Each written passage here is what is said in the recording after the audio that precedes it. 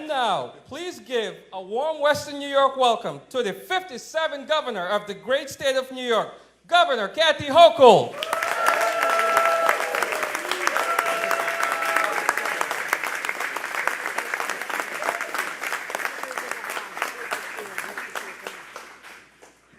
Hello, everybody. How are you? Well, first let me say, this is the first time our organization has had a governor here, and thank you very much.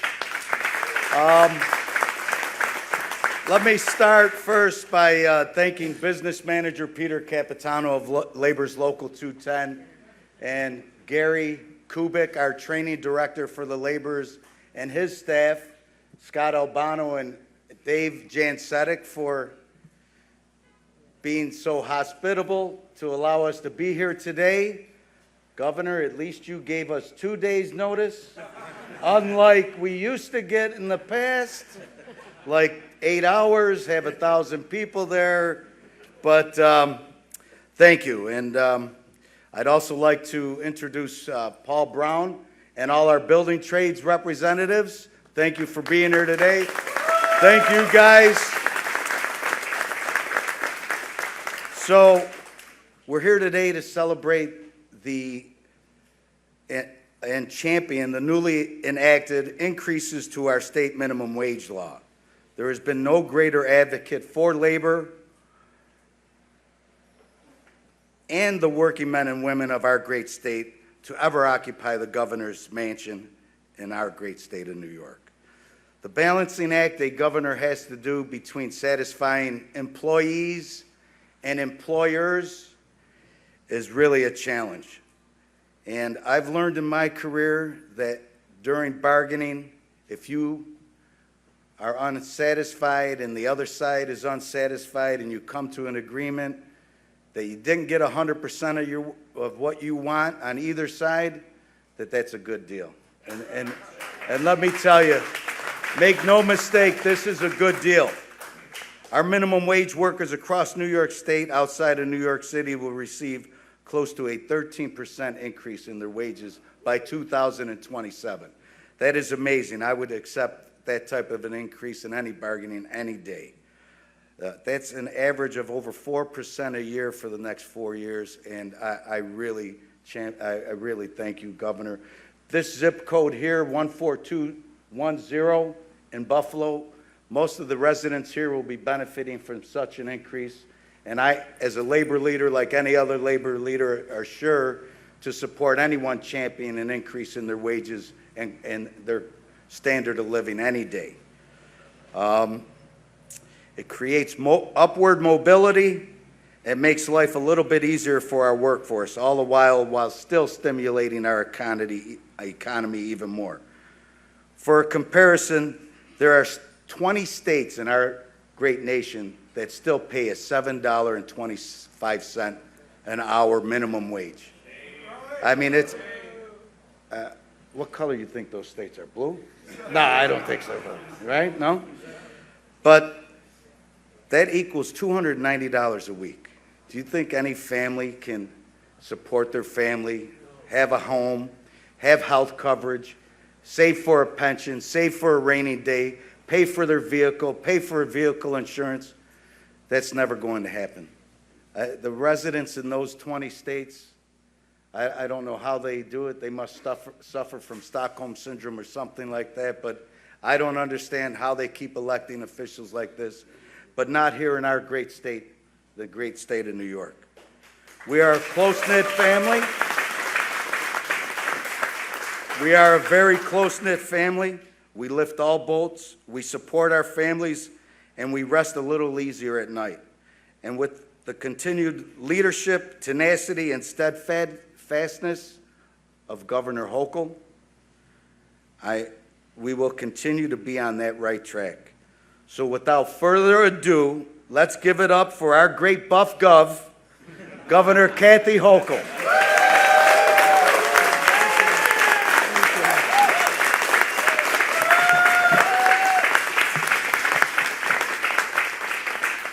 Sam, you never cease to amaze me. I've never heard the buff gov, but I'll embrace it. sounds like a T-shirt was just made, wasn't it? I want to thank you for hosting us here and to make me feel so at home in a place that is my home.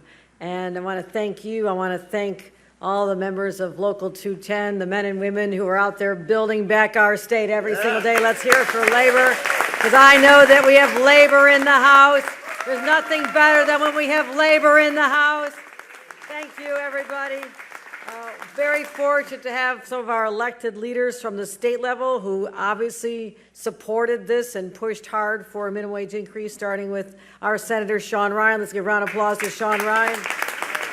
Assembly Member Monica Wallace has joined us. Thank you for your support. Assembly Member Karen McMahon has joined us. Thank you. And to all the supervisors from Amherst and Hamburg, everywhere in between, I want to thank them and some of our other partners in government. We also have a hometown favorite as well, who has to spend some of his week in Albany because he is my Commissioner of Civil Service, and that is Tim Hogue right there. Thank you, Tim. I want to thank James Briggs for being here, the president of the Niagara Orleans Labor Council. Jimmy's in the house. Paul Brown is here, the president of the Buffalo Building Trades is here. Give a shout out to Paul Brown.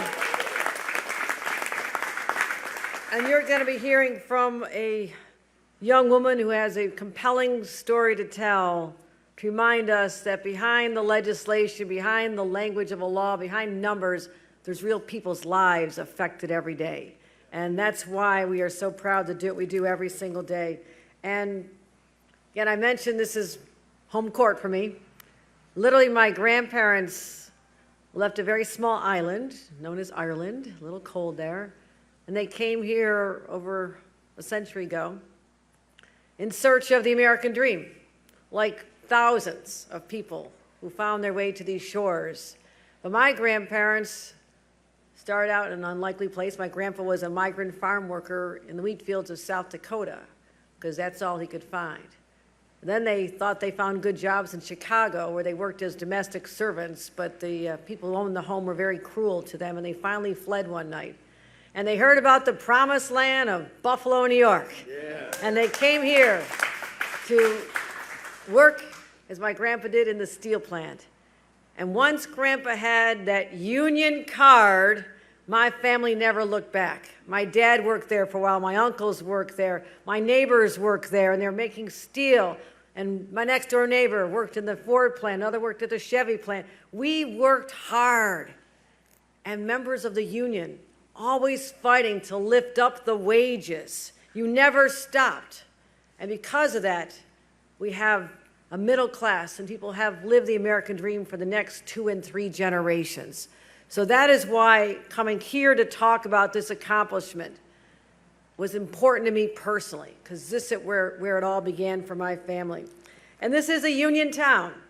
New York State is the most unionized state in America, except for Hawaii. I don't know how to explain that one. But number 2, you try harder, right? We'll try to catch up with Hawaii someday. But this is the most unionized part of the most unionized state in America, right here. This is the epicenter of the union movement. So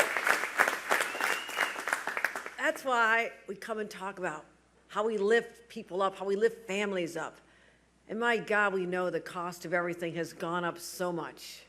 You think about just that grocery bill, you just still look at it, it's like, oh my God, when's it gonna ever start going down again? And we're seeing some progress. The cost of gas is down a lot from what it was a year ago. Even eggs aren't outrageously expensive as they were, but it's still really expensive to pay the monthly mortgage or to pay for your monthly rent and to pay for your utility bills. It is still really hard to get by. And we can never be tone deaf and forget the people who really are struggling day to day to day, especially young families. And maybe I've had a little more experience seeing young families as a new grandma. I actually happen to know how much it costs for diapers and formula once again. And I remember when my kids, who are now in their 30s, I said, once they stop being in diapers and drinking formula, I'm going to feel rich, because those are such expensive commodities when you think about it. And they keep outgrowing their clothes, seems like every other week. So families are under stress. So anything we can do to help them, And that is why, working with our legislators here, we said, why is it that there's a tax credit for families, which is very nice, for families with children over age 5? What about the infants to 4-year-olds? Because they're probably among the most expensive. So we changed that in our law, and let's give a round of applause to our legislators who are here for making that happen as well. Also, the Ford Foundation said that 50% of people in our country are struggling. 50%, that's every other person, literally is struggling. And we're trying to find ways to lift them up, and hearing from voices like Vanessa Hall, who's going to be joining us. She's a single mother who knows how hard it has been, but how the minimum wage meant a lot to her at one time, but now she has surpassed that. And she is a voice for others, reminding us of the families and the struggles, particularly for young women who are just trying to get that fair shot in life. So I'm looking forward to hearing your remarks, Vanessa, as well. So part of it is child tax credits. Part of it is assistance for utility bills. We accomplished that as well because that's something that we know very well in upstate New York, especially here in Buffalo. But starting with our minimum wage. Yes, Sam, you're correct. There are other states that are far worse than ours, but I'm not going to ever judge myself on what they're doing in a red state. Let's get that out there. We are the model. We're going to continue lifting people up. And so the basic premise of this was, let's give New Yorkers a pay increase. Let's give them a raise. And upstate here, it'll be $16 in a couple of years, but here's the first thing that's ever happened in history. Been talked about a long time. We all know what inflation did. Even if you thought you were getting in a better place with your own wages going up, inflation pushed them right down. So your purchasing power was crushed. After the wage goes fully into effect in 2027, from this day forward, it'll be indexed to inflation. So when prices go up, your wages will go up, and that's what we accomplished here. That'll help 900,000 New Yorkers get a pay increase, and I'm really, really proud of that. As I mentioned, housing costs are so high, we put in almost $400 million to help people who are behind in their rent. A lot of it started during the pandemic when people lost their jobs, but a lot of people in public housing weren't eligible, so we fixed that as well. We also made sure that we're focusing on making sure that we talk about our energy costs and climate resiliency and climate changes, that we help offset the cost for New Yorkers, because the transition to clean energy is going to be expensive, but it is essential. It is essential. We are not turning backwards. But we have to find ways to make it more affordable for people. But the other part is, we made sure that we talked about all of our clean energy initiatives, that we have project labor agreements, so labor is at the table and making sure that they get a piece of the new green future here in the state of New York. We also launched a wage theft task force, believe it or not. You might be surprised to hear this. There are some unscrupulous employers out there. Get out. Sorry to break it to you, Sam. We launched an investigative team in our Department of Labor that is finding out anyone who reports and investigating to make sure that they stop wage theft from taking literally money out of the pockets of our hard-working men and women. So we've accomplished that as well.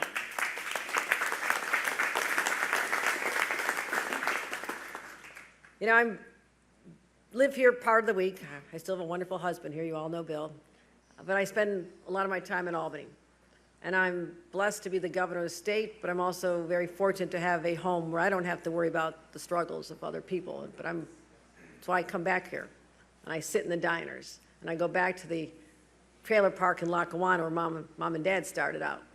So I never forget that. But I also don't lose sight of the home that I'm able to live in Albany.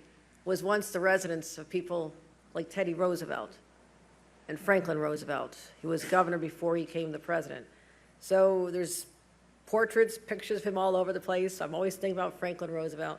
And I want to share something that he said, because he is the one person who is recognized for getting us through a crisis in our nation, the Depression. But everything he did as president, he started as governor because he was literally the governor of the state of New York when the crash of '29 hit. And he had a brilliant Commissioner of Labor, Frances Perkins, who started these great ideas about lifting people up on a safety net so nobody falls too far behind. She started in New York State before she went to Washington as well. So what FDR once said is the test of our progress is not whether we add more to the abundance of those who have much, but is whether we provide enough for those who have too little. That's what we're doing here today. That's what we're doing all across the state of New York. And until every single New Yorker has the same shot at the dream that perhaps their parents, their grandparents, their ancestors envisioned, we're not stopping. And I believe that this is a turning point when people will have confidence that they have leadership in Albany, the Senate, the Assembly, the governor, who are all aligned with labor and working men and women to lift them all up and give them that shot that is so long overdue for many. So let's go forth here, recommitted to fighting for working men and women. Again, I thank every single labor leader here today. That sometimes it gets tough out there. But what you do representing these incredibly hard-working individuals is a huge source of pride to me as your governor as well. So with that, I want to bring up Vanessa Hall to share with you her own life's experiences to make sure you know who we're fighting for. Thank you, everybody. Thank you.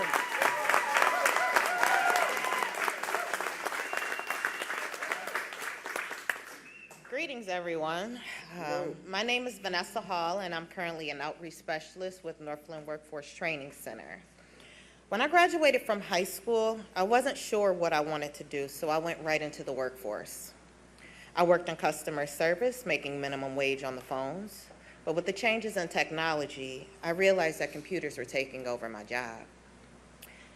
Trying to figure out my next move, I then decided that I would work in the healthcare field. I knew the job was in demand, and I knew that there was a need for caring people like me.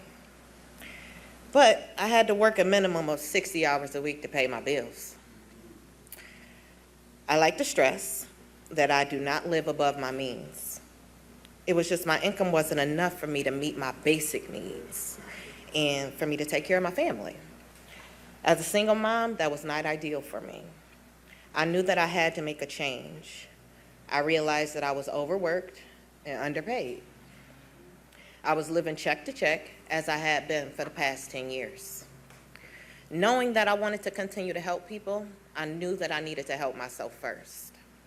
So I made the choice to invest in myself through education and training, not only for me, but for my children. That was when I enrolled into Northland Workforce Training Center in the mechatronics program taught by SUNY Erie Community College. I completed the program in 2019, and I immediately had 2 job offers, one as a mechanic with the NFTA, and also as a mechanic with Harmac Medical Products. As an outreach specialist with Northland, I am a part of a team that helps prepare candidates for skilled trade jobs, such as millwrights, machinists, laborers, and electricians. Since completing my training at Northland and learning a skilled trade, my income has increased dramatically. I am able to provide for myself and my children. I am able to provide financial stability. I am able to provide my children with the quality of life that they deserve. I am able to save for a rainy day, just in case something happens. I am just like many other parents.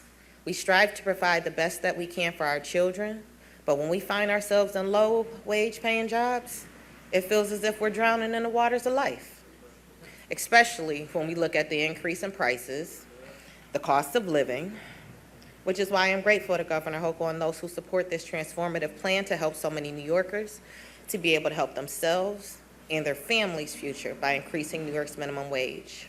Thank you. Thank you, Vanessa. This concludes our program. We have the elected officials come up for a photo. The people who elected officials, and also our labor leaders come on up for like a nice picture with this great group of men and women. Thank you. Thank you.